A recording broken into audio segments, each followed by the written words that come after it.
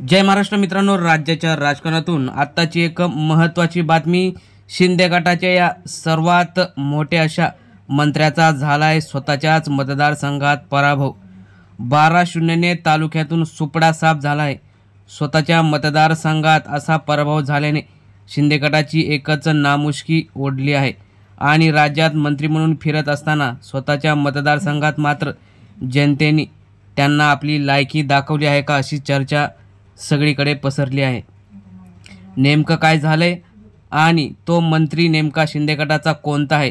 गुवाहाटीला असलेला हा सोबत असलेला मंत्री, त्याचा मोठा पराभव झाल्याने राज्यात चर्चा झाली. नेमकं काय झालंय हे सविस्तर बघण्या अगोदर चॅनलवर जर नवीन असाल तर चॅनल सबस्क्राईब करून बेल आयकॉन प्रेस करा, म्हणजे रोज नवनवीन राजकीय घडामोडी तुम्हाला बघायला मिळतील. जर तुम्ही ठाकरे समर्थक असाल तर कमेंटमध्ये मी ठाकरे समर्थक, जय शिवसेना, मी उद्धव ठाकरे समर्थक लिहायला विसरू नका. तर आपण या महत्त्वाच्या बातमीपत्रास सुरुवात करूया. उद्धव ठाकरे यांना सोडून शंभूराज देसाई हे गुवाहाटीला शिंदेंसोबत मंत्री असताना सुद्धा गेले. त्यानंतर ते एकनाथ शिंदे यांचे खास झाले आणि मतदारसंघात पुन्हा ते कसे तरी निवडून आले. मात्र आता त्यांच्या पराभवाची मालिका सुरू झालेली दिसत आहे.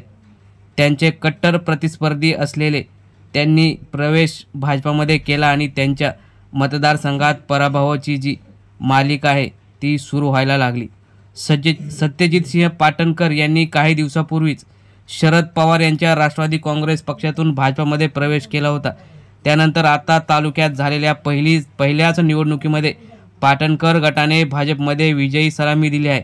त्यामुळे पाटणकरांच्या दृष्टीने हा सर्वात मोठा निर्णय आणि मोठा विजय मानला जातो. शंभूराज देसाई यांचं जे राज्य होतं ते खालसा करायचं असा पण पाटणकरांनी केलेला आहे. पाटणकरांनी पहिल्याच या तालुक्याच्या झालेल्या निवडणुकीमध्ये शंभूराज देसाईंचा सुपडा साफ केला आहे. पाटण तालुक्यातील दिवशी बुद्रुक येथील विविध कार्यकारी सेवा सोसायटीची निवडणूक लागली होती. त्या निवडणुकीत पाटणकर गटाने पावनाई देवी शेतकरी ग्रामविकास पॅनलच्या माध्यमातून निवडणूक लढवली होती. साताऱ्याचे पालकमंत्री यांच्या समर्थकांनी विरोधात पॅनल उभा केला होता, परंतु पाटणकर यांच्या मार्गदर्शनाखाली असलेल्या पॅनलने सुजित पाटील यांच्या नेतृत्वाखाली झालेल्या या निवडणुकीत मोठा विजय मिळवला आहे आणि सर्वची सर्व जागा जिंकल्या आहेत. तर शंभूराज देसाई यांना आपलं खातंही उघडता आलं नाही.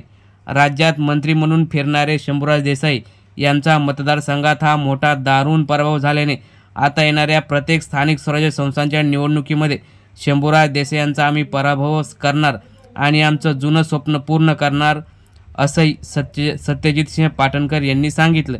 त्यामुळे आता शंभूराज देसाई यांनी उद्धव ठाकरेंशी जी गद्दारी केली होती त्याचं फळ मिळायला लागलं आहे, अशी जोरदार चर्चा शिवसैनिकात, तालुक्यात, जिल्ह्यात झालेली आहे.